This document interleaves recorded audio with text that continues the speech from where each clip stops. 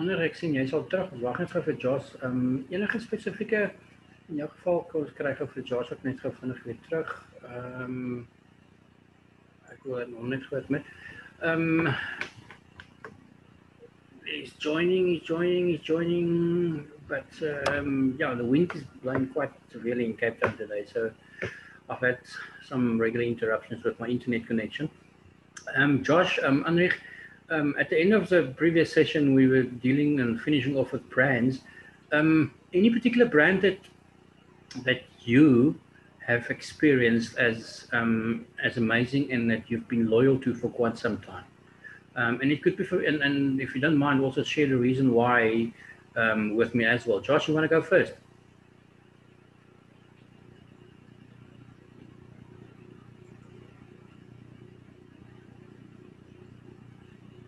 Josh, can you hear me?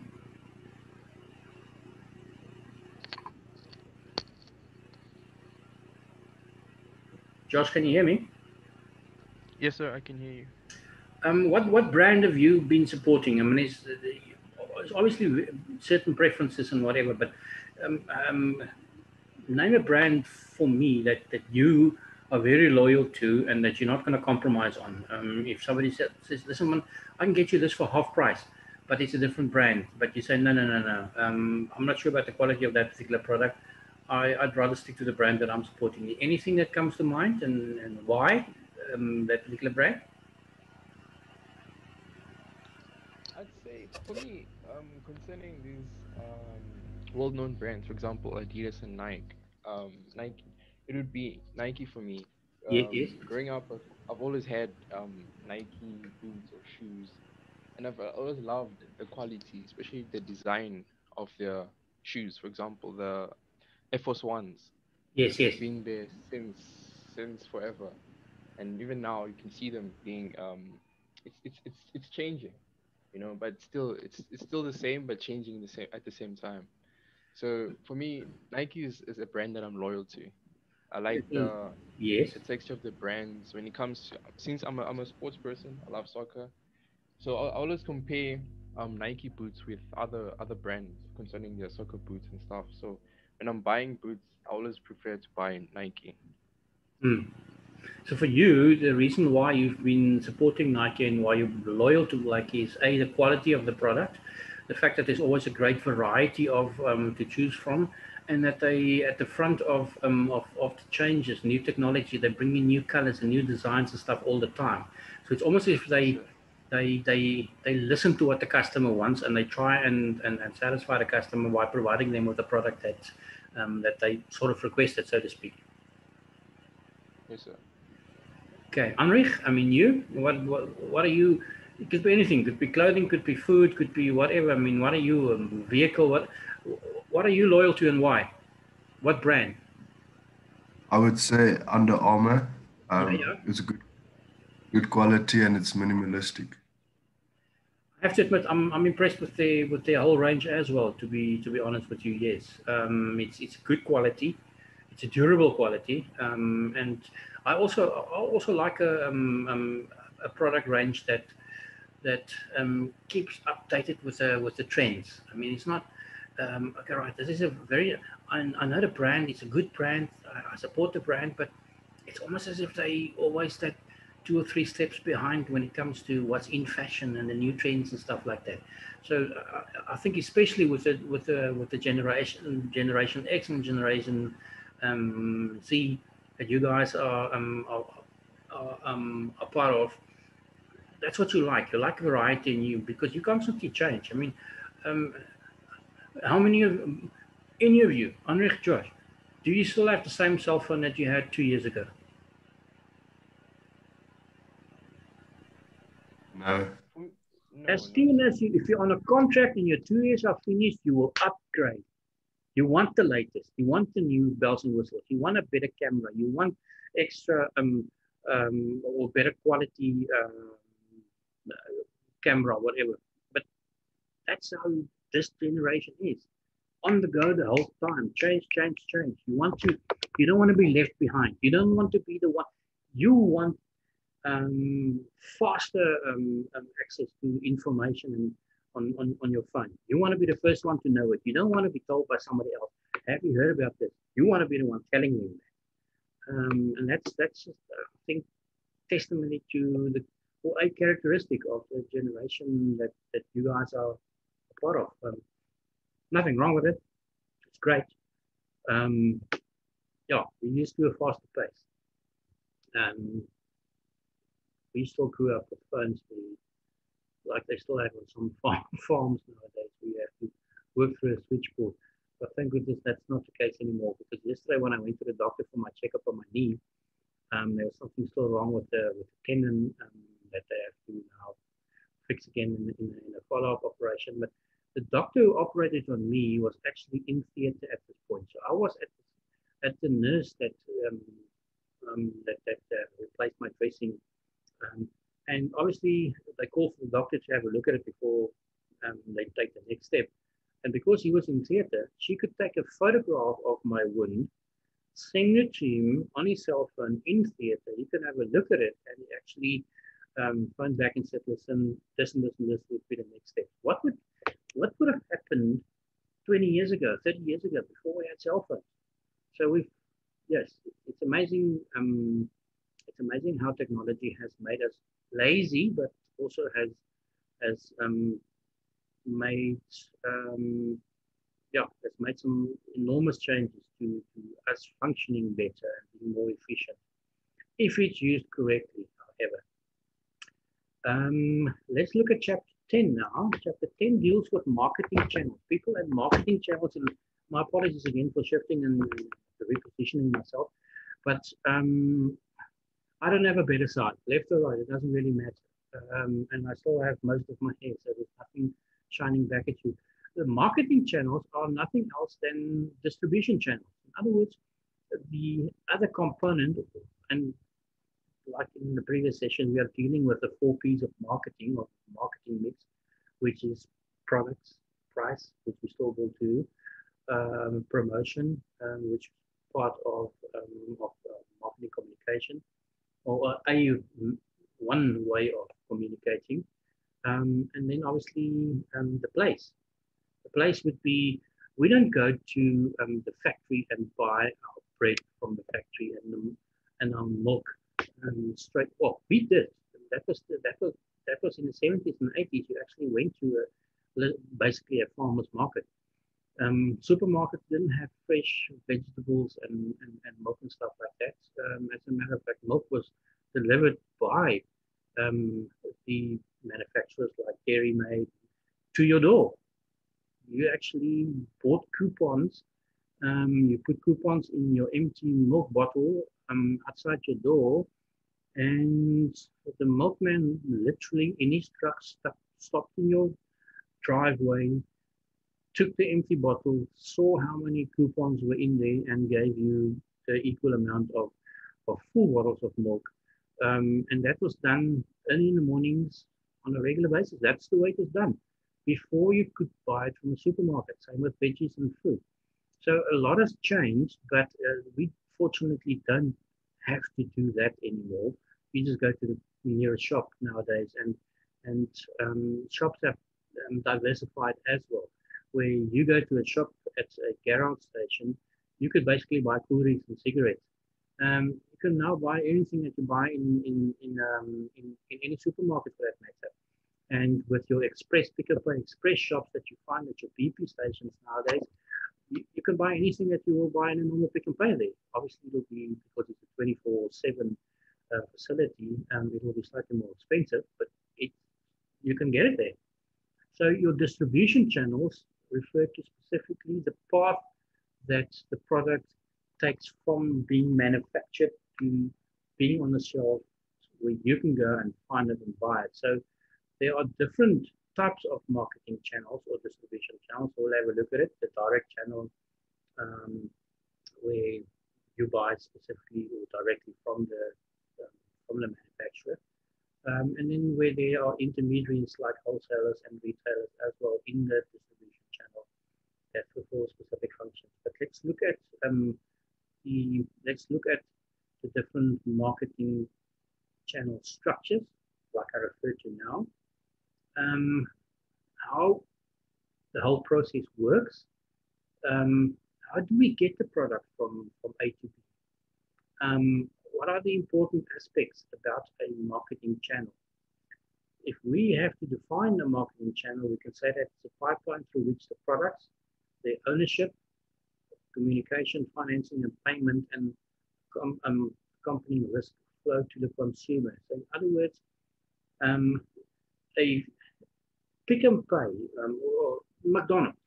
McDonald's don't have at the back of each McDonald's a little vegetable garden where they grow all their stuff and their own wheat so they can make their own maize and flour and bake their own buns. No, they get their buns already made by a specific bakery that they have an agreement with that's delivered to them on a daily basis, so the buns are fresh for the burgers that they sell. So they don't get involved in all they don't manufacture their own product. Even their patties, they have a specific agreement with a specific supplier that make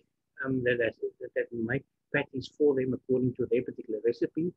They buy it from them, it's delivered to them. They are basically just the outlet that sells the end product. But they have different suppliers,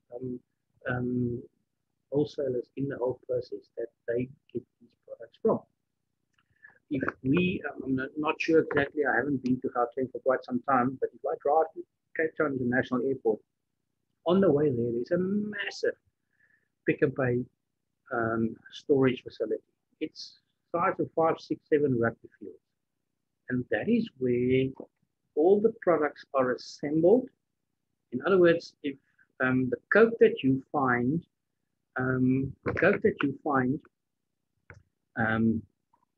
in one of the coolers at a pick and pay, that Coca-Cola is manufactured and bottled by Coke. It is stored by Coca-Cola.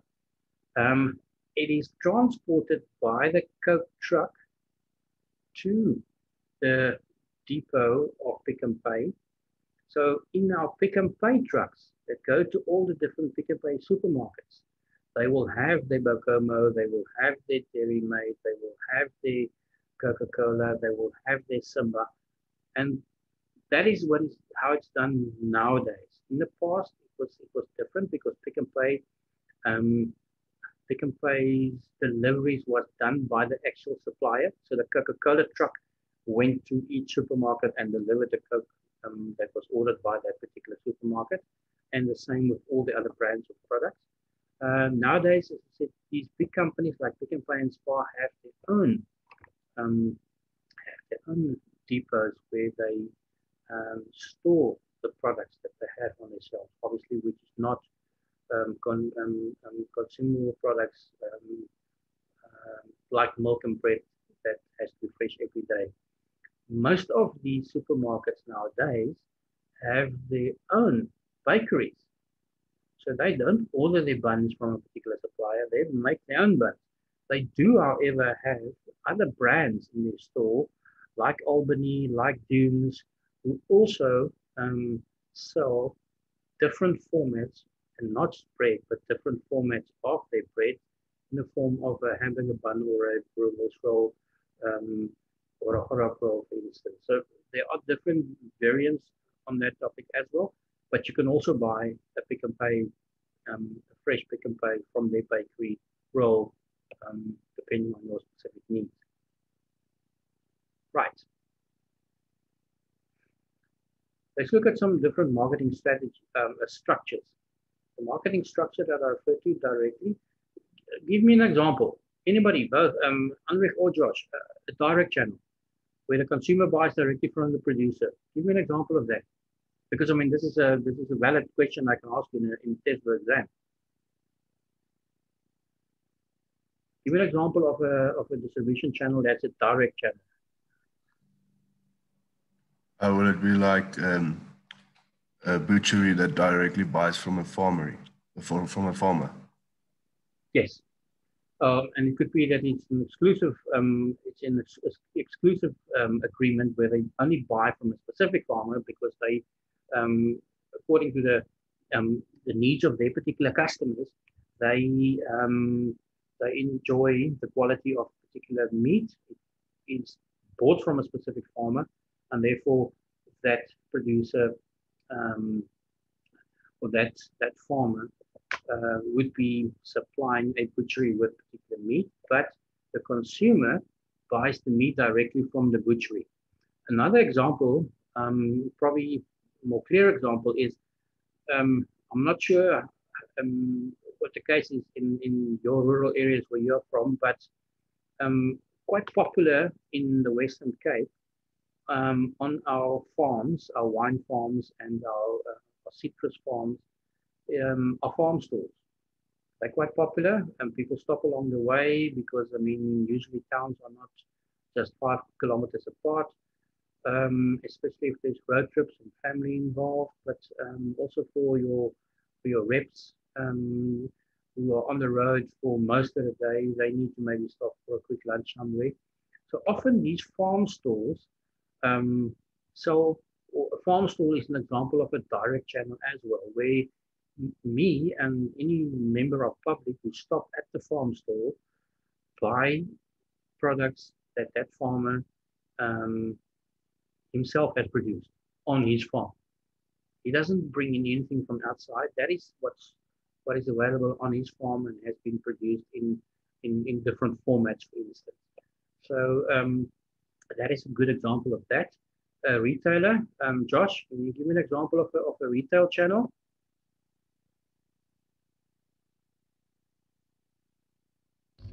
For example, clothing stores, they buy their merch from the factory and sell it to the consumers. Although the particular producer might have a factory shop that you can buy from directly, but those are Yes, sir. probably older ranges and discontinued ranges. But usually, yes, that producer would manufacture the product. Let's say, for instance, it's a Nike or a New Balance or a Adidas clothing, and then they supply it to specific retailers where you can get.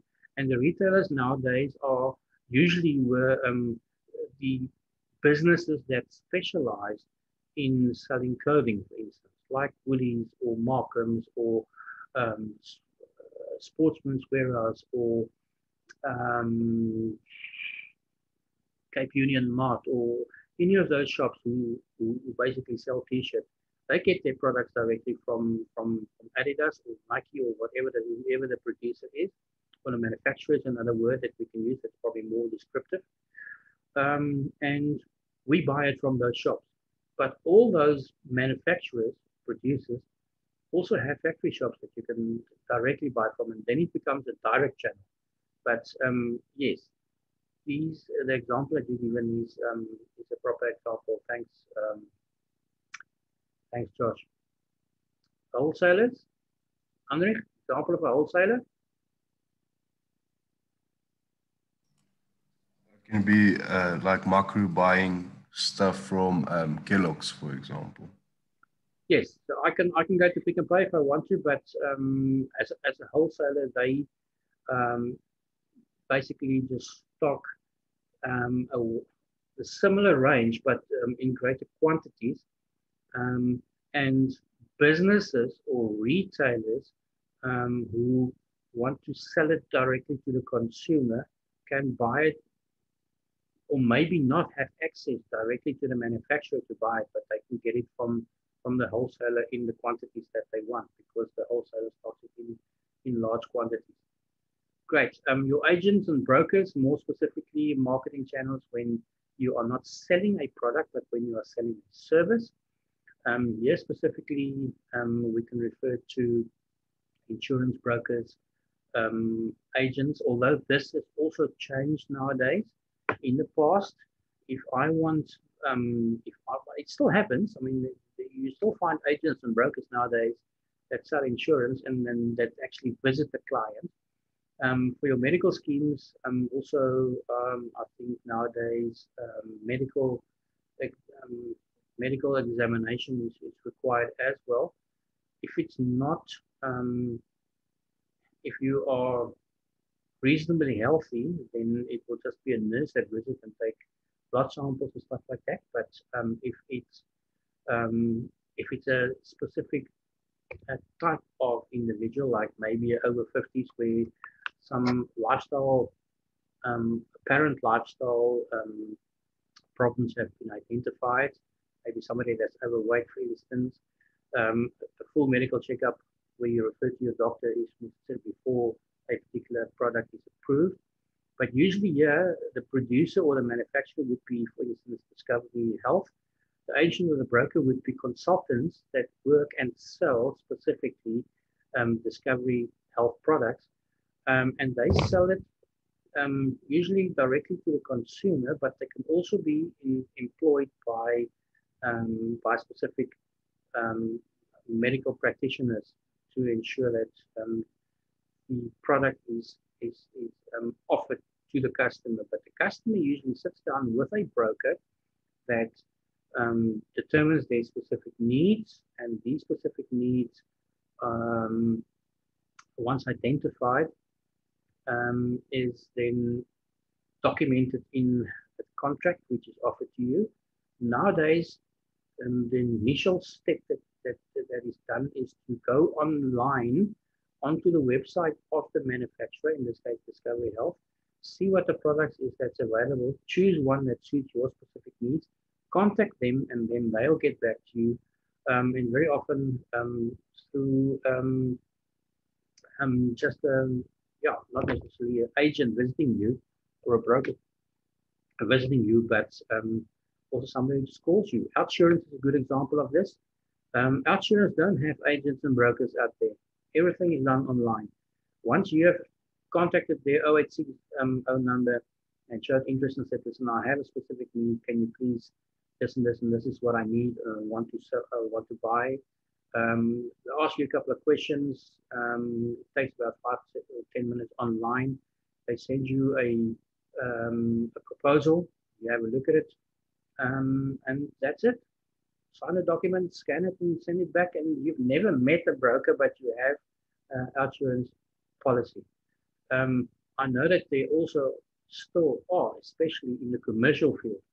You have brokers, discovery consultants that actually go to a particular business to determine the needs, look at the facilities, look at the environment, do an assessment, make a recommendation, and then provide a proposal to the customer. Right. Who of you shop online? Who have never shopped online? I basically buy everything online. I tell you what, in 2004, I was still with my previous company, but I also started a business on the side that did online distribution of products that is manufactured in America. Although we opened, at that point, we actually opened a warehouse in Johannesburg, but everything was ordered online. The products were shipped from the Netherlands, where the main warehouse was, that supplied Africa, and thousands and thousands and thousands of dollars of business online. Although people were very skeptical, and we're talking about 2004. So we're talking, now it's 2021. Quite right, Andre. Almost everything is done online. It's not as a result of COVID, because people have just become more educated. The systems that is used and the platforms that is used for you to order things online has just become more available and more secure. People started trusting things. Is there anything, Josh, Andre, is there anything that you won't buy online? What is your cap for buying online? Will you buy a vehicle online?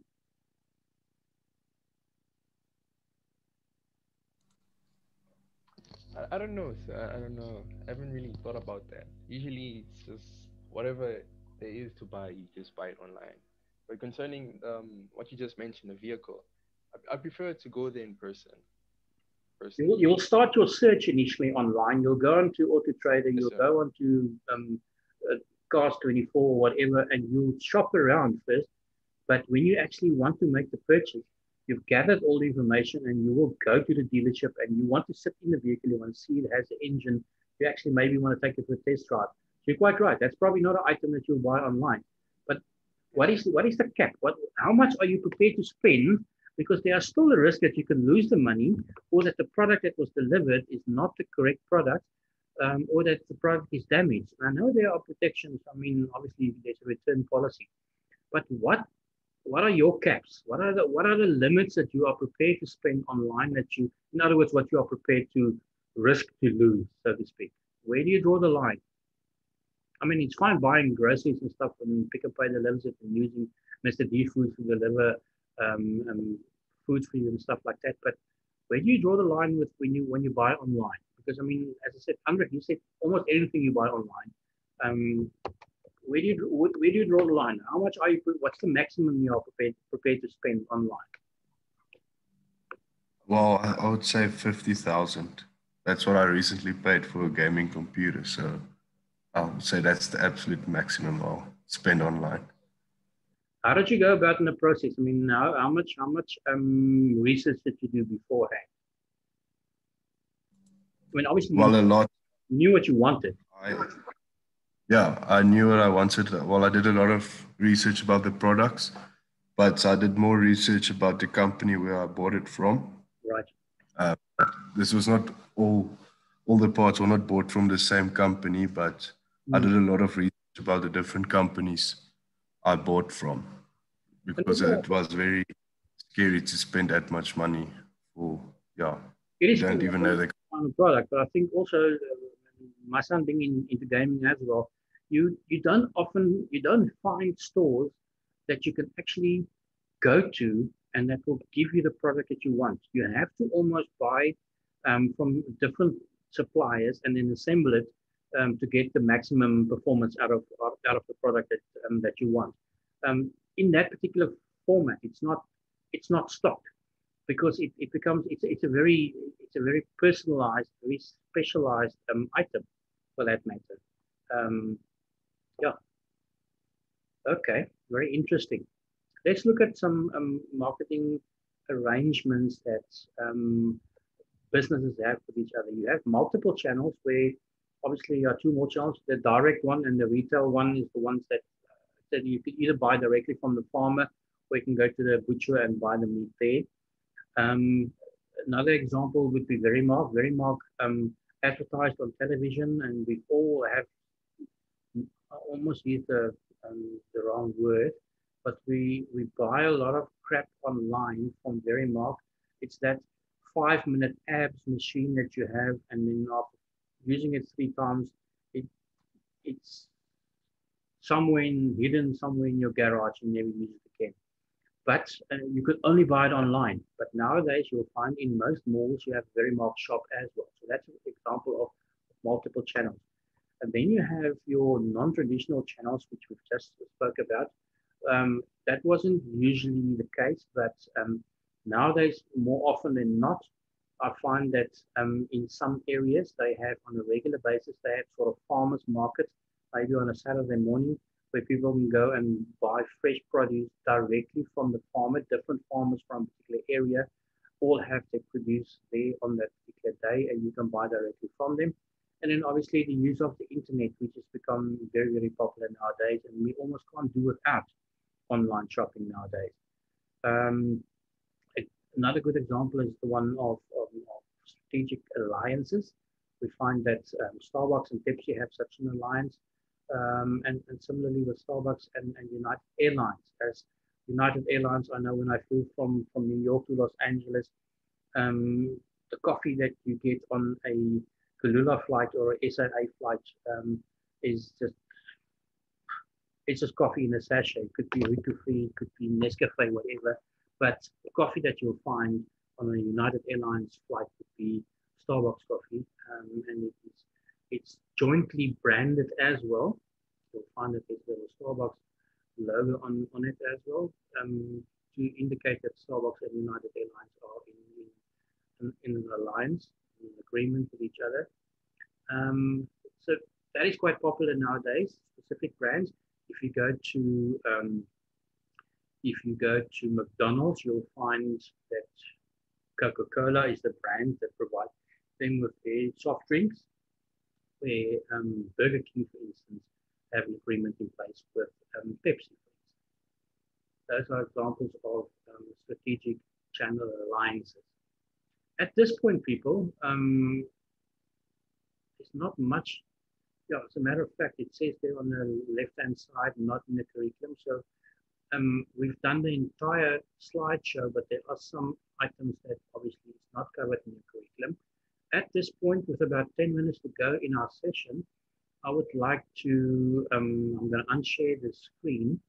And I want to just, in summary, ask you anything in particular, any problems with the subjects that we have addressed now, products specifically as one P of the marketing mix, and then also the place, the other P, the second P. We'll do the other two in the next session in the 6th period. But any questions at this stage, guys?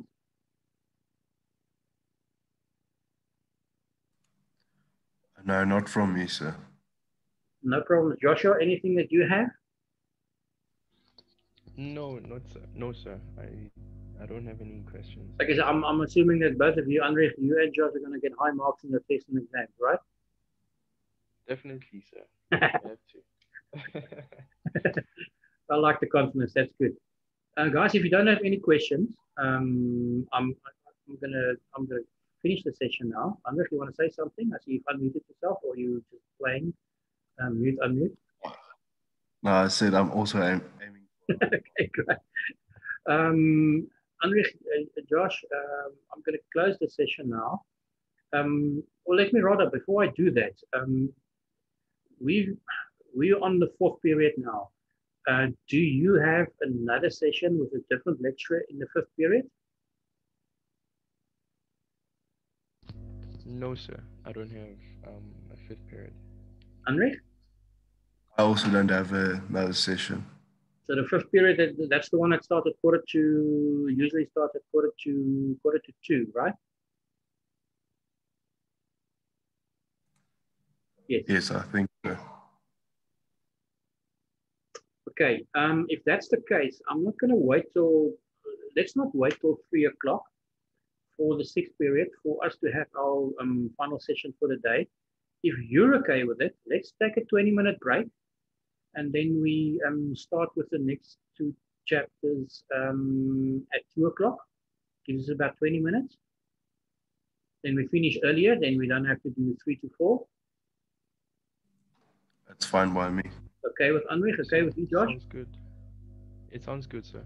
Okay, go make yourself a snack or something, get a cool drink, stock up with whatever you want. I'm going to end this session, and I'll see you guys at 2 o'clock on the same link, okay? Thank you, sir. Good. Good to go. Thanks.